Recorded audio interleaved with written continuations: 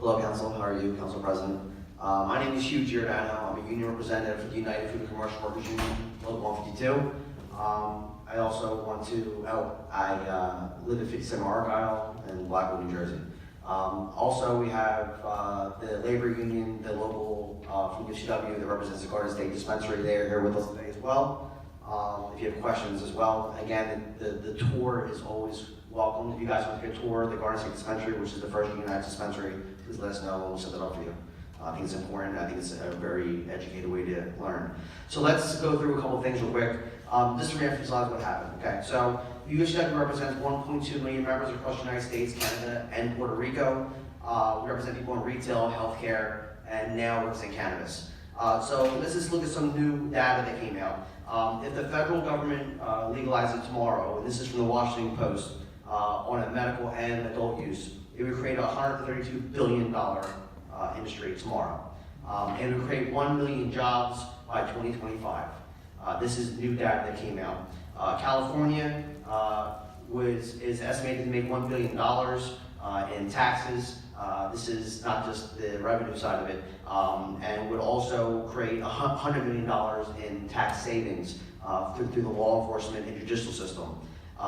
It is estimated too in Colorado that in last year alcohol made $38 million in taxes. Cannabis made $119 million. So this is a job creator. This is a tax creator. If we look at it, right now in California, there's approximately 47,000 workers in the cannabis industry. LA made $3.2 million. This is in licensing and fees.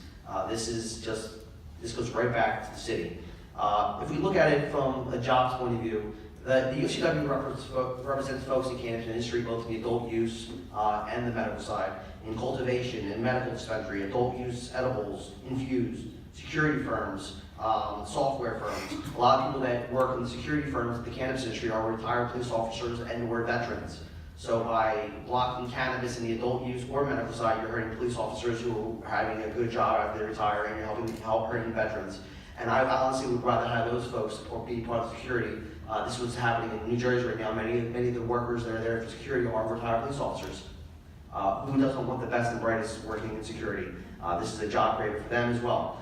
I'll give you an example in Minnesota. Again, just to reemphasize the wages.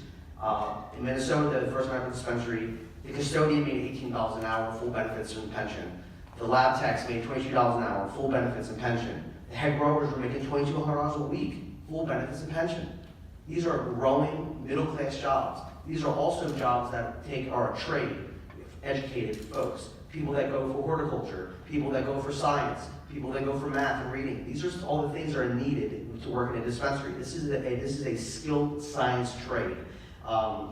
If we look at it too, if we're looking at it from I brought this up last time, but I think it's important to continue to talk about this. As far as an industry, the cannabis industry creates jobs for young women who are entrepreneurs. The data has shown that 36% of women that are in cannabis, they are at CEO positions. 63% are at top high executive levels. Compare that to the industry, the business industry now, only 5% in the business industry are at CEO level, and only 25% are at top executive level. So cannabis creates good jobs for young women who are entrepreneurs and small business. Small business, let's bring this up. We, as a labor union, we support small business. We support the small working class men and women who create small business, which drives local economies. The small business model is called a caregiver. Many caregivers that will open up a small retail spot only start with $10,000 or less. This allows the working class to create small business. How awesome is that? When usually it's a rich man's game. This allows the working class to start a job in their hometown. 1/3 start with $50,000 or less. Pretty amazing. 70% say they make profits in their first year. Pretty amazing.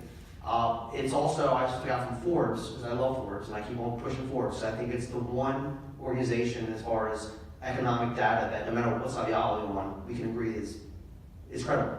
$1,500 is spent a year on pets, $1,900 is spent a year on cannabis. Consumers are asking for this in both the medical and the adult side. If we're looking from a safety standpoint, the UFCW is proud of our members. We know that they're trained, and just like I talked about before, Teamsters deliver alcohol. Do we see Teamsters giving out beer and wine? No, we don't. Why? Good wages and benefits. And they go through a training program. The UFCW has a training program in California, which I brought up about with Notre Dame University. Our workers go through that. We have the best trained workers in cannabis. They're not giving out to kids. By passing any type of ordinance that blocks the adult use or medical, you're telling the drug dealer, come here to Bridgewater. That's what you're saying. Because the drug dealer does not care. They will push anything to make money. At least with this, you have trained people back there who dispense this for adult use. There's like a different liquor. It didn't work. Liquor created the mafia. And look what happened. We took control of it, and now we have a system that works and protects us from children. Are there people that will break the law? Of course there are. Is everything perfect? Of course not. But that's why we have laws in the book to prosecute those who break the law. If we look at it, LIUNA and IBEW have just opened up. Okay. In closing, IBEW and LIUNA opened up their medical program, their programs to medical cannabis for health and welfare programs because they want people off opioids. One opioid pill made $3.1 billion, just one brand, and that was only 30% of the total revenue in opioids.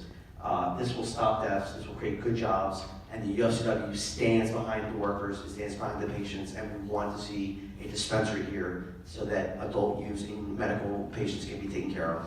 Thank you. Thank you.